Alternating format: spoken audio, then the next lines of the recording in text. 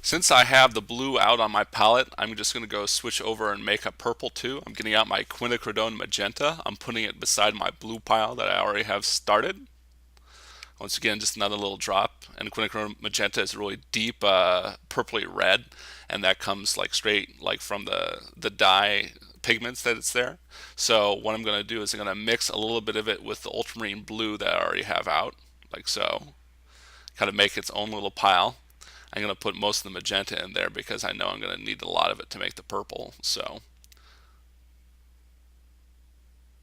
and it's going to come out like pretty dark. So this is what I was talking about, adding the titanium white to bring it up to the proper hue. So it's getting close to the proper hue. It's getting close to the red purple and then into the purple as I mix more ultramarine into it.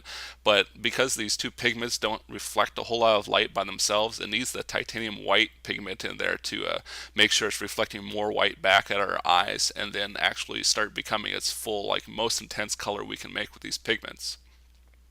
And once again, it's going to be a balancing act. So you can see with the ultramarine added with the quinacridone, it's coming closer to a blue, and we'll zoom in here to see a little bit closer. So it's this like nice deep purple.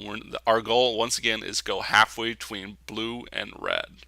Take a little speck of titanium white and see what it does for us. It looks like it's going to be a little bit too bright from that first little mixture in here. So it's getting right on the right edge for the proper purple mixture, right between blue and red. So not too blue, not too red. But since it became a little bit too white with the addition of titanium, I'm balancing it back and adding more of the ultramarine blue and the quinacridone magenta, and it's starting to darken it up some and bring it back to what my idea is of like the most intense purple I can get.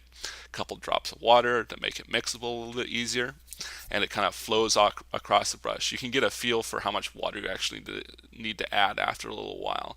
But like I said, it's not like large measurements. So with my little brush, I'm just putting a little bit here, a little bit there. It's always better to go slower when you're mixing on the palette, and that way you can always add more later. But if you add too much to start out with, then you're kind of stuck with what you mixed. So it's always good to go slow, especially with some other colors as you'll see in the next couple videos.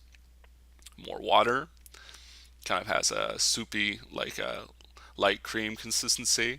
You don't want to go for watercolors that's like really inky and wash and flow over the place. You want to go for something that just kind of just a little bit stiff and just kind of flows like this. This might be just a little bit too watery. It's like a balancing act. So but this will be good for painting. We need a lot of control for these like fine edges on these lines here. So once again, I have a nice pointed brush.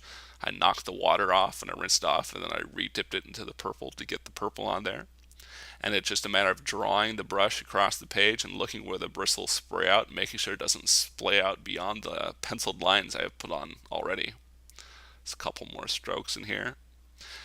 It's not perfect. It's like a pretty small line, and like I'm not a perfect hand, and you guys aren't a perfect hand too. But it's the intentionality that counts here, and it's pretty easy to get it pretty straight on there, just if you go slow and pay attention to what you're doing. Always just make sure that you are in control of the brush, because if you have too much paint on there, it'll start like flipping this way and that, and it's kind of like you're mopping the floor as opposed to actually controlling where you want to put something. So make sure you're not mopping the place. You are just gently having the paint slide off onto the paper exactly where you want it. That's the type of feeling you want to have. Sometimes you screw up, but that's what white paint is for. So that's one of the big beauties of paint, is that you can paint over itself. So things always take multiple layers to get things just the way you want it, and that's just the way they work. And since it's acrylic, it dries pretty quick, so you shouldn't have to worry about it too soon.